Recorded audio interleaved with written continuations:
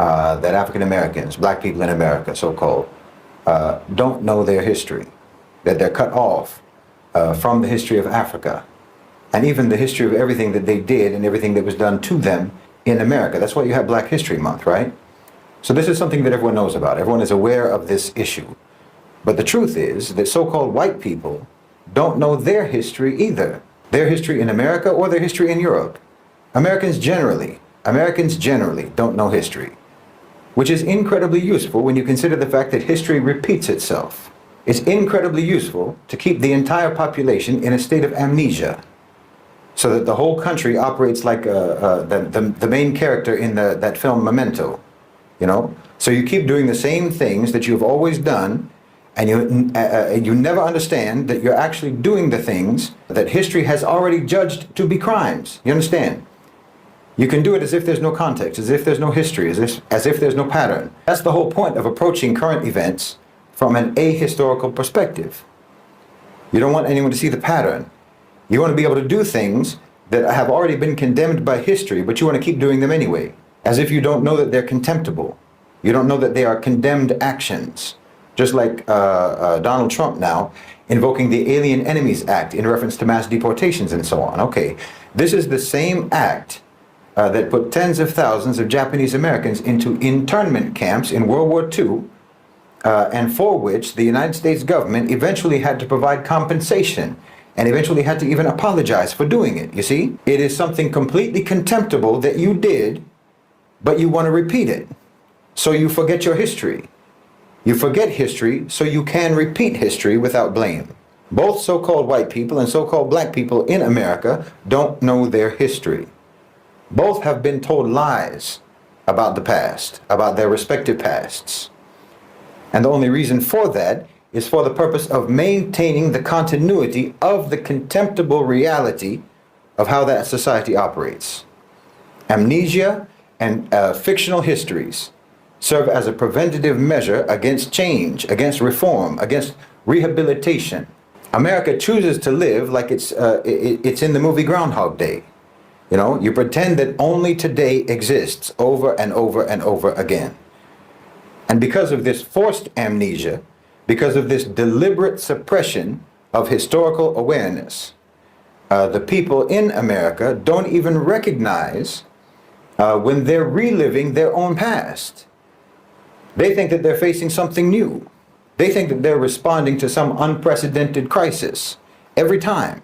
If you have no recollection where the road leads that you're on, then you'll keep walking it again and again, never realizing that it has already led you into disaster after disaster, dozens of times before. And this is exactly the condition that the rulers in America want, that the elite of America want, not just for black people, not just for so-called white people, but for everyone. Because the most effective way to ensure that a crime continues is to make sure that it is never recognized as a crime. To make sure that every time you commit that crime, it feels like the first time. You know? So when Trump talks about invoking the Alien Enemies Act, most Americans don't hear the echoes of history from that. They don't hear the voices of the Japanese Americans who were dragged from their homes and put behind barbed wire for years and years.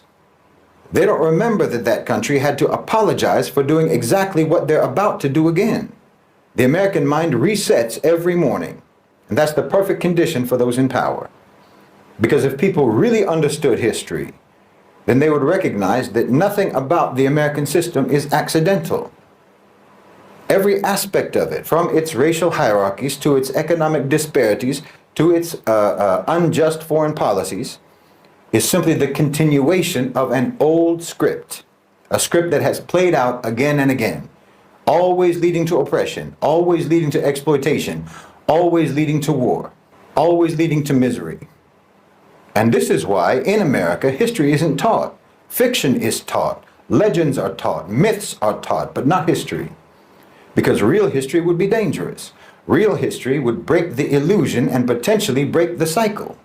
So-called white people in America know a version of history. They know a story. They know a narrative that has been carefully crafted to shape how they see themselves, how they see their ancestors, how they see their nations and their place in the world, and how they see everyone else. And this ignorance, this deliberate miseducation that they have imposed upon their own people, allows the same crimes to continue. What most white people in America and Europe believe about their history is not history at all. It's mythology, designed to produce a specific kind of person. A person who does not feel guilty, a person who does not feel accountable, a person who does not feel responsible for ever changing anything because they don't think they're doing anything wrong. They're taught that their ancestors were pioneers, their ancestors were explorers and builders of civilization, that they've brought progress and democracy and enlightenment to the world. They hear about the Renaissance, they hear about the Industrial Revolution, they hear about the Age of Discovery, and so forth and so on.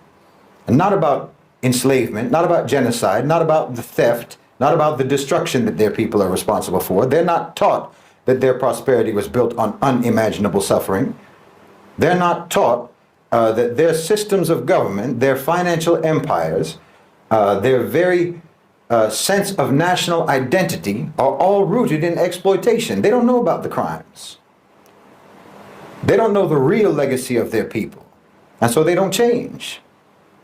They don't have to change because they don't even realize what they need to correct. You know, when we look at colonialism, for example, the history that's taught in Western schools is usually an abstraction. Colonization is framed as something that it just sort of happened a long time ago, you know, something that was maybe unfortunate, but it was inevitable, and ultimately it represented progress, and there were many beneficial things to come from it. Never mind the millions of Africans who died in the Congo Free State under King Leopold. Most white Americans have never heard of them. Never mind the Bengal famine of 1943 when millions of Indians starved to death due to British policies. They don't even know about it. The fact that the American police forces evolved from slave patrols, they don't know about that either. And they're not any more informed about the ongoing crimes, like the pillage of African resources today, the economic neocolonialism that keeps entire regions of the world impoverished, the exploitation of labor in the global South. These aren't relics of history. That's the present day reality of what your people are doing. But the story that that white people are told does not include those realities, or else it packages those realities deceitfully and dishonestly.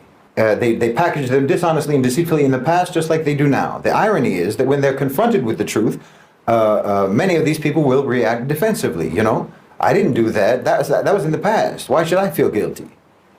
But this reaction in and of itself reveals how little they're really understanding. It's not about guilt. It's about responsibility. You know, if a person inherits a stolen house, they may not have stolen it themselves, but they still live in it. And if they refuse to acknowledge where that house came from or how it came into their possession, if they insist that that house is rightfully theirs because the crime happened a long time ago, well, then they're complicit because the theft is ongoing.